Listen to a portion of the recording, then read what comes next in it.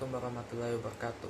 Saya Muhammad Gani Asari dari Fakultas Teknik Universitas Tadulako dengan stambuk F11111999. Jadi pada kesempatan kali ini kita akan membahas tentang tabel distribusi berkelompok atau tabel distribusi frekuensi. Jadi topik yang akan kita angkat kali ini ialah tabel data distribusi berkelompok. Pertama yang harus kita tahu ialah definisinya. Tabel distribusi berkelompok ialah cara penyajian data yang menggunakan tabel distribusi frekuensi di mana data tersebut dimasukkan ke dalam kelompok tertentu dan ke dalam selang waktu interval tertentu. Berikut merupakan tabel data yang akan kita olah. Langkah pertama yang harus kita lakukan ialah menentukan rentang. Rentang ditentukan dengan rumus Xmax kurang Xmin. Kita dapatkan hasilnya 13. Kemudian banyak kelas interval kita tentukan dengan rumus Sturges atau 1 tambah 3,3 log n, di mana n ialah banyaknya data. Kita dapatkan hasilnya 5. Kemudian panjang kelas interval kita tentukan dengan rumus J per K atau rentang per banyak kelas. Kita dapatkan hasilnya 3. Kemudian kita dapat menentukan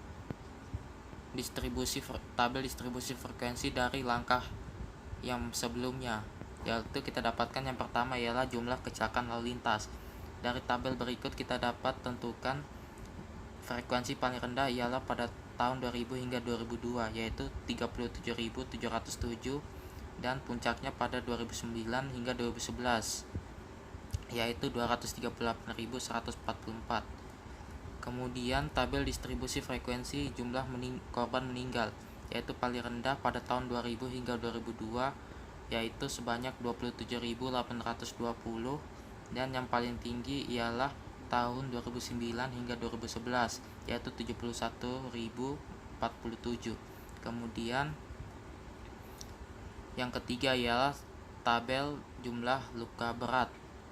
Yang paling rendah ialah tahun 2000 hingga 2002, yaitu 19.768 korban, dan pada tahun 2009 sampai 2011 yaitu 84.950 korban.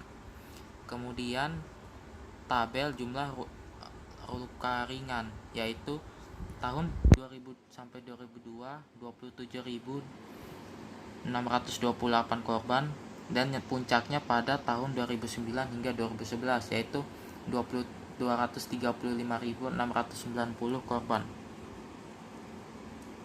Berikut merupakan tabel distribusi frekuensi gabungan dari beberapa tabel tadi. Kemudian dari tabel tersebut kita dapat tentukan kurvanya, yaitu pada kurva kecelakaan kita dapat lihat kurvanya naik terus hingga 2009 sampai 2011, kemudian turun pada rentang tahun terakhir. Kemudian begitu juga dengan korban meninggal dunia, kurvanya terus naik hingga pada 2012 sampai 2014 turun. Nah, pada luka berat kita dapat lihat kurvanya naik hingga tahun 2011. Kemudian pada interval tahun terakhir juga mengalami penurunan.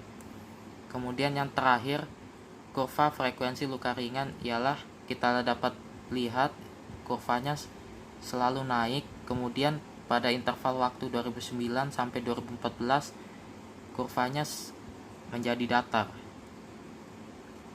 Berikut merupakan kurva frekuensi gabungan dari beberapa kurva tadi, di mana kita dapat lihat keterangan seri 1 merupakan kecelakaan, seri 2 meninggal dunia, seri 3 luka berat, kemudian seri 4 adalah luka ringan.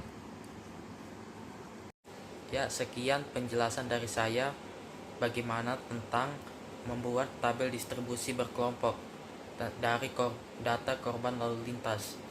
Semoga video ini bermanfaat bagi kita semua. Like kalau tidak suka, dislike kalau tidak suka. Sampai ketemu di video berikutnya.